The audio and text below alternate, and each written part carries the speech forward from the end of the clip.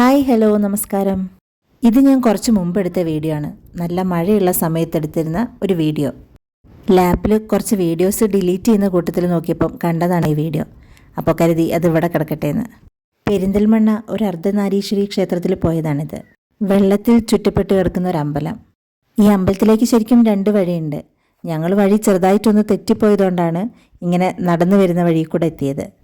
ശരിക്കും അമ്പലത്തിൻ്റെ മുറ്റം വരെ വണ്ടി പോവും. ഞങ്ങൾക്ക് ആ വഴി എവിടെയോ വെച്ചൊന്ന് മിസ്സായി.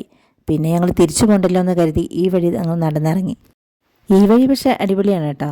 നല്ല തോടിൻ്റെ സൈഡിൽ കൂടിയും കവുങ്ങുതോട്ടത്തിൻ്റെ ഇടയിൽ കൂടിയൊക്കെ പോവാം. മഴയുള്ള സമയമായതുകൊണ്ട് തന്നെ നല്ല വഴുക്കലുണ്ടായിരുന്നു. അതൊരു വലിയ പ്രശ്നമായിരുന്നു. ശ്രദ്ധിച്ച് നടന്നില്ലെങ്കിൽ കാലി തന്നെ വീഴുകയും ചെയ്യും. അങ്ങനെ ഞങ്ങൾ നടന്ന് അമ്പലത്തിലെത്തി. ഞങ്ങളവിടെ എത്തിയപ്പം അമ്പലത്തിന് മുന്നിൽ തന്നെ ഒരുപാട് കാറുണ്ടായിരുന്നു. ഇത്രയില്ലെങ്കിലും ഇവിടെ എപ്പോഴും ഇങ്ങനെ വെള്ളം ഉണ്ടാവും എന്നാണ് പറഞ്ഞു കേട്ടത്. ഉള്ളിലും ഇതുപോലെ തന്നെ വെള്ളം ഉണ്ടായിരുന്നു. ഇത്രയും വെള്ളത്തിൽ നിന്നിട്ടാണ് തൊഴുന്നത്. ഞങ്ങളങ്ങനെ ഉള്ളിൽ തൊഴുതിറങ്ങി. പിന്നെ അമ്പലത്തിന് ചുറ്റും തൊഴാൻ വേണ്ടി പോവാണ്.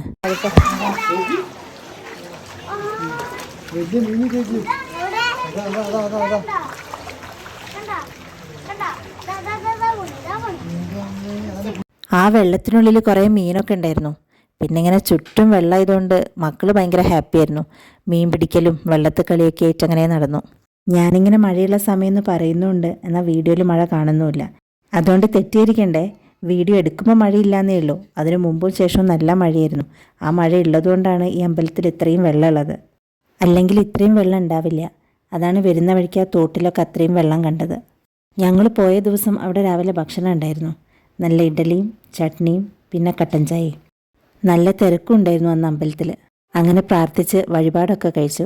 പിന്നെ രാവിലത്തെ ഭക്ഷണവും അവിടെ നിന്ന് കഴിച്ച് ഞങ്ങൾ മടങ്ങി. അപ്പോൾ അത്രയേ ഉള്ളൂ ഇന്നത്തെ വീഡിയോ. ഇനി പുതിയൊരു വീഡിയോ ആയിട്ട് വരാം. അതുവരെ ബൈ. Thank you.